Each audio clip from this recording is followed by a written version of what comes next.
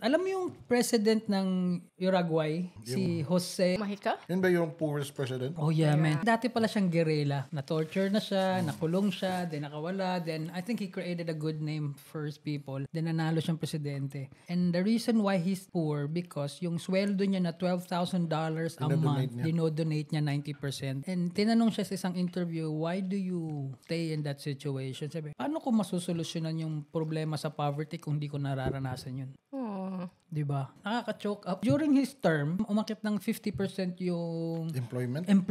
Nice. Kasi yun nga ginawa niya, dun niya tinutok. Yun ang kailangan ng mga tao eh. May trabaho lang. Nung nagka-cancer siya, ang daming mga leaders sa ibang country wants to donate and to help him with this cancer. Pero tinanggihan niya. Kasi sabi niya, bakit ako magkakaroon ng ganyang privilege? Eh yung mga mahihirap nga, wala. Na-diagnose siya ng cancer last year and he died anong May. Nakakalungkot. The Midnight Snack.